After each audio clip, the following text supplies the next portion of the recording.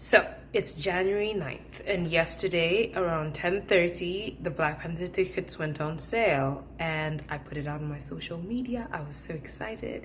Get your tickets now. And then it occurred to me, I should get tickets too, so that I can be there when the movie hits theaters and I can experience it with everybody. 15 minutes later, I kid you not, 15 minutes later, I was trying to purchase tickets and they are sold out. Sold out. It told me that there was an error, and I tried again. Still the same error, and every time I tried, fewer seats. Like, there were no seats, and I was unable to buy tickets to see Black Panther on opening night. That's insane. 15 minutes. Wow. Critics said it couldn't be done. They said an MCU movie with the black lead based in Africa would not work. Black Panther himself, ladies and gentlemen, Mr. Chadwick Boseman. How y'all doing?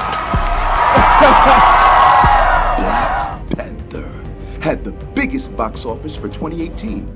It made $700 million more than the worldwide box office leader, Avengers: Infinity War. Wakanda forever! Wakanda forever! Wakanda forever! Wakanda forever! Wakanda forever! Black Panther. Wakanda forever. This is the Spinner Rack.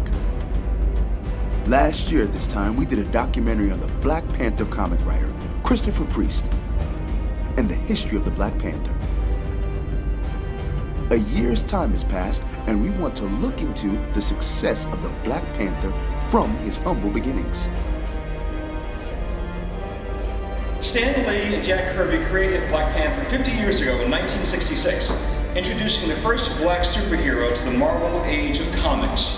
More than a superhero, though, the Black Panther was the king of the technologically advanced African nation of, making him one of the most powerful players in the Marvel universe.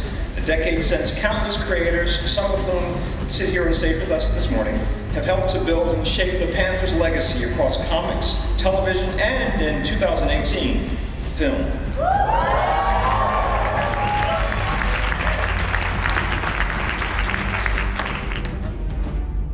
And you know, it's interesting too that all this stuff that we read in those comics as kids, those things are now on screen today, and they are taking the entire world. Yes, by it's storm. incredible. Yeah. Isn't it something? I never, I pinch myself sometimes that I was in on that stuff when it came out, that I was a kid, a 10 or 12-year-old kid. And all of that stuff, the Lee Kirby and the Lee Ditko stuff and the, Lee Heck stuff on Iron Man, I was reading that stuff and taking it all in, and people were looking at me like, what are you doing reading these comic books? What's wrong with you? And all of that, all of the characters and the concepts and the supporting characters, today, they're billion-dollar movies. Look at the Black Panther. It's incredible. Roy Thomas would introduce one of his major rivals, and that would be M'Baku the Man-Ape.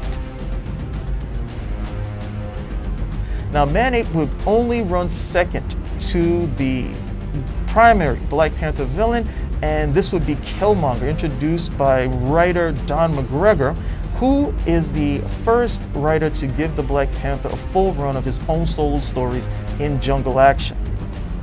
2 issues of Fantastic Four. Yeah. That's what he was introduced in. And now it's not only a billion-dollar movie, but I've seen people on television. I just was watching something the other night. I was switching stations, and they had on these 2 highly intelligent people from the BBC that they were discussing vibranium. The Black Panther enjoyed his longest run with Christopher Priest on the book. And in addition, this run is what would influence every writer of the Black Panther going forward. Priest's stories were wonderfully told, inexorably woven into the fabric of everything that had come before and everything that he wanted to do as well. We then get a well-received in terms of sales series done by Reginald Hudlin. Now, Reginald Hudlin's series was very much action-packed, and he introduces the character of Shuri, who's very much a fan-favorite character, thanks to Reginald Hudlin for that. We get the latest series, written by Ta-Nehisi Coates, which has been thankfully well received. That year, when about, I believe it was 2016, the Black Panther was the #1 book. It was the #1 selling book at the time it was released, and stayed that way for a great series of time, because that was where the audience was. And when you see the kids, you know, going to this movie, and even the adults saying, this meant so much to me. This was, you know, and you go, I read this 50 years ago, and here it is affecting the world. He's on the cover of Time magazine. He's on the cover of Rolling Stone. I looked at it last week. You know, they have the Black Panther Revolution. Well, look at you here, and this is like, First of all, I mean, why are you doing this, dude? You know you're gonna lose this eventually, right? You can't. Now you gotta maintain this. You gotta take your shirt off in every movie. Yeah, you gotta remember when, you know. Some body of work that people liked. I like that design you have on your head. Oh, thank you. It's definitely an homage to Wakanda. To Wakanda. This is unbelievable. We're living through this. That our little Marvel Comics world is the biggest thing in popular culture. Maybe the biggest thing ever in popular culture. Now, we've gotten to see the Black Panther in comic form and in film form. From time to time, we've also seen him in other media. For instance, he has been in a cartoon. Those fans of the X-Men series will remember that brief cameo that he has inside of Wakanda, where the X-Men are flying off of a ship. It's really short, and that's probably why a lot of people don't remember it, but it's really short when it comes right over there. However, the Black Panther also appeared in the Fantastic Four cartoon, which was a double feature with Iron Man and the Fantastic Four that used to appear on weekends, and he had his origin told for the first time in cartoon form on the Fantastic Four cartoon. Lastly, the Black Panther also had his own cartoon, and this was shown exclusively on BET, Black Entertainment Television. And this was based on the Hudlin run, and the Black Panther was voiced by Djimon Hounsou. You might remember him, actor of Amistad. So, in all, we've seen the Black Panther in a plethora of media, and we've seen him run a very successful race to the popularity that he has right now. Is there a particular film that you're excited about that's coming out? Yeah, the Black Panther. Our first black superhero. And boy, I think he's going to be a big hit. At least I hope so. I got my fingers crossed. Now, the Black Panther film that we got to see in 2018, was the fruition of a long process, what we would call development hell, if you will, that goes back as far as 1992, when actor Wesley Snipes wanted to do a Black Panther film, was very much interested, tried to push it, and had the clout, but just didn't get up off the ground. Stan Lee himself had yet to be involved in a successful film property at that time, and Marvel was still searching for something to ground them in terms of films. Their first successful film that actually got them out of the gate to show, hey, we can do this, was Blade. After Blade, a lot of the properties were owned by more than one film company. And this led to, okay, we have this particular vision, we have this particular vision, and if there's one thing that Marvel was always able to show was that their characters work best under one banner and in that shared universe where they can play off of each other. But again, there were just a lot of hurdles, and the biggest one, of course, is that this is a film with a black lead, a black supporting cast, set in an African country, and a lot of guys are hesitant. We gotta remember, Hollywood is about making money. However, Marvel starts making successful films on their own, and they started making successful films with their second and third tier characters like Iron Man, Ant-Man, Thor. Now, these guys may have been heavy hitters in the comics, but in terms of films, no, they weren't. But they were able to make a decent dent, much better than a lot of people would have thought, and this gave clout. Once you have a film like Ant-Man bringing home $500 million, it becomes, well, if Ant-Man can do it, and we can tell these type of stories, then, hey, we should be able to get these other guys off the ground too. And the Black Panther, everything was right. Everything was aligned. People were saying they wanted to see more diversity in films. They had been trying to get this film off the ground, and okay, with Kevin Feige at the head. So much of the Civil War story is told from Captain America's point of view. We've brought in Tony Stark to showcase that other side of that argument, and it's really the two of them and the people that team up with them. But at the same time, we thought it would be fun to introduce a third side. Kevin was like, hey, we're calling you about this character that I think you're interested in.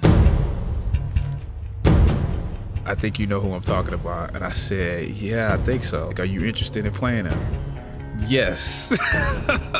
It was really that simple. Chadwick is a really smart, interesting, dynamic guy. It really feels like he's added to this group. Right, yeah, that was good. And his presence on set, I think, raises the stakes a little bit for everybody. Chad gives him a great energy. He gives him a great confidence, a stoicness that I feel that character needs.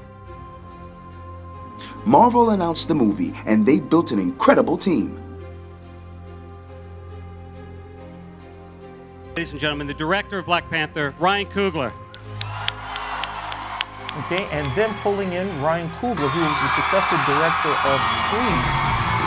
Hey, everything is rolling. Okay, we get Chadwick Boseman as the lead. Okay, we get a great villain, Michael B. Jordan. Everything coalesces. Okay? In terms of cinematography, who was the cinema? Oh yeah, Rachel Morrison, who came on as cinematographer. Okay, with a good pedigree as well. And we had, production, composition, costume design, Hannah Bleacher, Ludwig Göransson, Ruthie Carter. It was just a very, very solid production. They did not skimp, okay, and they didn't scrimp on any particular person coming in. And as was said earlier, the majority of the inspiration was taken from the comics. Ryan Coogler, in many of his interviews, said he did a tremendous amount of research for this film. Along with reading the comics, he actually went to Africa to look at the different cultures that were there and helped to incorporate them into the movie. As well as their vernacular, their dress, their customs, and their clothing. Black Panther premiered February 2018. At that time, everybody held their breath. Would it be a hit or a flop? When the movie was first announced, critics said it couldn't be done. They said the film, like the other attempts, would never see the light of day. They said a superhero movie with a black lead would not work. They said a movie based in Africa would not work. They said audiences would not be able to relate to it. Lastly, they said if it was made, it would fail. Well, good things we don't listen to critics. Black Panther made $700 million, making it the #1 film in the U.S. box office for 2018. Worldwide, its box office of $1.34 billion came second only to Marvel's other hit, Avengers: Infinity War. Quick update, since the show started 47 minutes ago, Black Panther made another $48 million. They're saying Black Panther has been so successful at the box office, they're already saying it's the favorite to not get nominated for anything next year. When the critics saw the movie, the reviews were breathtaking. Audiences stood on long lines, some viewers in African garb, and within a couple of days, Wakanda Forever was being yelled from coast to coast. And then nobody wants to shake my hands anymore. Everybody just does this. Yeah. So it's like, I'm like, nice to meet you. They're like, no. Really? Yeah. That's like a dream. It's the Wakandan Forever salute. This epic tale will undoubtedly have generations chanting, Wakanda Forever! Wakanda forever. Wakanda forever. Wakanda forever. Sweet like a honey bun, spit like a tummy gun. Roll yeah, 101. Come get your mommy some Cardi. At the tip top, bitch. Kiss the ring. Wakanda forever. Sweet like a honey bun, spit like a tummy gun. Roll yeah, 101. Come get your mommy some Cardi. At the tip top, bitch. Kiss the ring. Wakanda forever. Thank you, everybody. Well, Wakanda Forever was a salute that took the nation by storm. Everybody was doing it. They were doing it at the movies, at the Comic-Cons, at parties, on social media, even at grocery stores. I believe I can explain. You see, the problem is that we as black people know that the salute comes from Egyptian kings who were buried right hand over left to clutch the royal scepter. Word, yeah, we all knew that. Yeah. Also in sign language, where the arms cross would mean hug, Okay, so an expression of love and also an expression of royalty. Okay, a loving king, if you will. This is powerful because people have been doing it and not realizing that basically they're signing everybody, "We love you," or "Let me get a hug." All right, our social collective has come to the determination that the Wakanda salute, it belongs to everyone. It was a cultural moment. It was a cultural moment for a lot of different reasons. Okay, Wakanda Forever became the salute, okay, of the moment, and it's still being done right now. It's cool. Okay? It was no different than doing a Matrix backward fall or something of that nature. It was something that people wanted to be a part of, and they continue to want to be a part of it. Okay.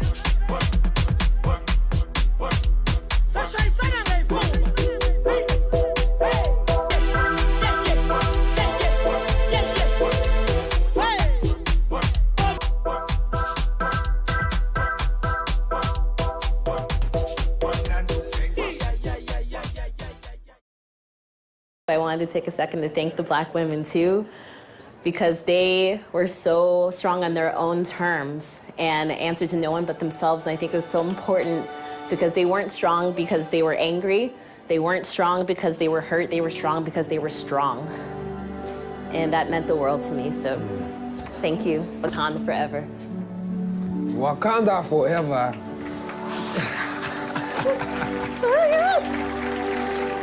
Women are the ones that helped to make Black Panther one of the biggest successes in 2018. Without women coming to the movie in droves, without women seeing the movie multiple times, this movie would not have been the huge hit that it was. Now, Black Panther was not your typical superhero movie, we got that. But one of the things you could see in the numbers is that 45% of the audience were women. Typically, the audience is usually 62% male or even more. But in this section, we see that women came out to see this film because they felt that this film represented them. And why is that? It's all because the director, Ryan Coogler, realized as he was doing his research that women in African societies were in pivotal and very important positions. And this reflected also our society at large. And so he incorporated this, and he incorporated having women of various age groups to represent them. You can see this personified in the film by the character of Shuri, who's the sister of T'Challa, the Black Panther. You can also see this in Okoye, who is the warrior, the general of the Dora Milaje. And you can also see it in Nakia, the war dog, the girlfriend, the spy of T'Challa. I mean, 3 different women, and let's not forget his mother. You know, they all represent powerful women, and of course, all these women made other women who wanted to see this film. This reminds me of Wonder Woman, where you saw a huge audience of women coming to the film. A film that unfortunately was panned in certain aspects and given lower tomato scores than it deserved. But the women went out to this film and drove because they felt it represented them. This was a superhero film that they themselves could connect. And you have to give them props to Ryan Coogler for seeing this and taking a hold of this and saying, hey, this film is not just Black Panther, just for superhero films, not just for the guys, but it's also for the girls. And kudos to them. And let's not forget the Dora Milaje, aka the Adored Ones, the ceremonial wives of T'Challa, but also his lethal, kick-ass guards. I mean, these women represented probably the epitome of what a lot of Black women felt like when they saw them. They were their own Amazons. These were the women who can kick butt and hold their own against any man whatsoever. So when you went to the cons and when you went to the movies, you seen tons of women dressed up like them. They were fierce, they were beautiful, you know, they were smart, and they were their own. So yes, Ryan Coogler, thank you for including all of them in the movie. Now, it wasn't just the fact that the film was popular, okay? Because the money doesn't just come from making the films. We want to see that the Black Panther has legs not just in other mediums, but in terms of merchandise, okay? Do people want this guy outside of the film? And the answer was yes. #1 Halloween costume for 2018? Black Panther. Okay, kids of all stripes, male, female, black, white, they wanted to be T'Challa. Okay, now that may have led to some people talking about, well, you can't be T'Challa, that's cultural appropriation. Thankfully, we didn't listen to those people, and a whole bunch of kiddies decided to put on their mask and their claws and go out and have fun as the Black Panther. We're talking t-shirts with masks, games, all of these things. I think there might have even been an automobile, like a luxury coupe. Okay, but all of that stuff came from the Black Panther, and even exclusive comic books that were tied to Lexus thanks to the success of the film. Spawned 4 additional comic books. It sold hundreds of different merchandises, and it's even estimated that the merchandise for the year would have been, the merchandise sales of all Black Panther stuff will reach over $250 million for 2018. And this was a surprise. When they did the original merchandising licensing, it was just Black Panther. That's all they were basically doing in the bad guy. They weren't doing much else. But then once it came out, they found out there was a huge female audience, and they wanted some materials too, from Shuri, the Dora Milaje, Nakia. And so they had to rush out, not only to bring out more Black Panther products, but they had to also come out with female-oriented Black Panther products. There were t-shirts and a couple of hats, but they didn't have anything out for Shuri or the Dora Milaje. Yet they became a success, and all those lines did particularly well. So even though there wasn't a lot of merchandise for Black Panther when the movie first premiered, cosplayers were very resourceful. Cosplayers is basically a combination of the words costume and players, are fans who dress up as one of their favorite characters. They range from amateurs, hobbyists, to professionals who make a living doing this. Now the potential Black Panther cosplayers, they seem to have little to play with in developing their costumes. There weren't a lot of movies and TV shows about Black Panther, but when they started researching the characters and the world of Wakanda by checking the comic books, boy did they have a lot of stuff. Many were able to develop several versions of the costumes worn in the films, and they were spot on, I gotta say. What was truly surprising was the even secondary characters that had cosplayers that looked fantastic. The amount of time put into creating cosplays for Princess Shuri and Baku, Nakia, Okoye, and the Dora Milaje was amazing. Especially, it just tells you how fervent their fans truly were. They're fanatics, some of them, okay? I even saw some cosplayers dress up as members of clans and tribes of Wakanda. While this was not expected, because this had not happened before to this degree in other superhero films, it was a pleasant surprise. Plus, they looked damn good. Before the movie premiered and during it, we saw pictures of families and embracing the film. You saw fathers, mothers, and children dressing as Black Panther and Killmonger and Shuri and Dora Milaje, among others. They were enjoying themselves. You saw friends coming together. You saw generations, grandparents out there dressed up as members of the Wakandan culture. In addition, we also saw women banding together to portray not only female characters, but also the male characters. You know, all female Black Panthers, along with Killmonger and some of the other characters. Along with costumes, you saw many fans spontaneously wearing African clothing or African-inspired design. You definitely saw this on the red carpet, but the very fact that fans just started coming out representing, wearing their dashikis and other African Ankara clothing was amazing. This helped to reinforce the ownership that many fans felt about this motion picture, with its kaleidoscope of African cultures and languages and dress, to be not shunned but to be embraced. It represented their connection to the motherland. It represented something they felt proud of and belonged to, and most of all, they were owning it. Fans cosplay, actors prospects, sequel, worldwide celebrity. On the red carpet, the Black Panther crew has been one of the most popular people to be interviewed. They've been engaging, they've been funny, they've been a riot. They have done the Wakanda salute God knows how many times, you know, and they've always been gracious in their acceptance of pictures and stuff on the red carpet. So it's always great to see them because you see them being interviewed and having fun. So, the Black Panther, again, it wasn't just the film, okay? It also translated much, much broader, into, kids wanting to be the Black Panther.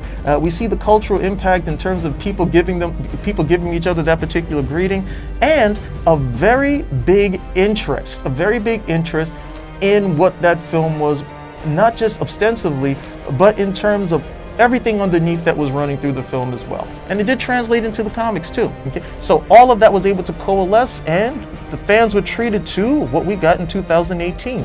Okay, the first Black Panther film, which was nominated for an Oscar. The Black Panther has not only been a commercial success and a representational success, it has also been a critical success. It has won numerous awards, not only for Best Picture and Acting, but for costume, production, visual effects, art design, art direction, original score, original song, stunts, screenplay, and even for the best villain. Black Panther has been nominated for 7 Academy Awards, 3 Golden Globe Awards, and has won 2 Screen Actors Guild Awards. That is impressive. The Black Panther's nomination for the Academy Award for Best Picture, as well as the Golden Globes Award for Best Motion Picture in a Drama, is the first time, the very first time, that a superhero film garnered such nominations. It has won so far during the award season 1 American Music Award, 2 BET Awards, 4 MTV Movie and TV Awards, 1 MTV Video Music Award, 2 People's Choice Awards, 5 Saturn Awards, and 3 Teen Choice Awards. It's been nominated for 7 Academy Awards, 1 Billboard Music Award, 2 British Academy Film Awards, that's the BAFTA for you non-Brits, 12 Critics' Choice Movie Awards, and 8 Grammy Awards, including 8 Satellite Awards. There's been grumbling that Black Panther did not deserve an Oscar nomination, and that is a reaction to the Oscars So White campaign. What? Clearly these people are both blind and deaf. Oops, my apologies to any visually or hearing impaired people that were offended. Black Panther has been named one of the best films of the year by the American Film Institute and the National Board of Reviews. Those people who dislike the whole Black Panther being nominated for the Oscar always put up these boards to say, hey, look at some of the greatest films in history. And of course, when these boards not add Black Panther to their list of some of the best for the year, they're like, hey, that doesn't really count. Pay them no mind. Black Panther was the #1 entertainment Google search of 2018. It was the 6th most searched term on Google, period. Come on, there are many people out there who wanted to know what was going on. And also, this is a major draw for the Oscars. Let's get real. The Oscars has not been the most highly rated program in recent years. And one of the things the Oscars has always done is once in a while has brought in very popular programs to be shown. This is a critical, successful show, but there's also been other shows, movies that have been critically successful, such as Titanic and Forrest Gump, which have captured the audience's imagination, has captured the culture's imagination, and have been recognized by the Oscars. So this argument about Oscars So White, please. And this basically tells you that there's always an audience for a film if you can somehow connect with that audience. And that is exactly what Black Panther did. There was an audience, there was a pent-up demand, and you got a talented cast, a talented director, and you had producers, and of course, Marvel money behind it to make sure that this would be not only just a movie, but an event. They got people out of their seats to come and see it. Wakanda forever.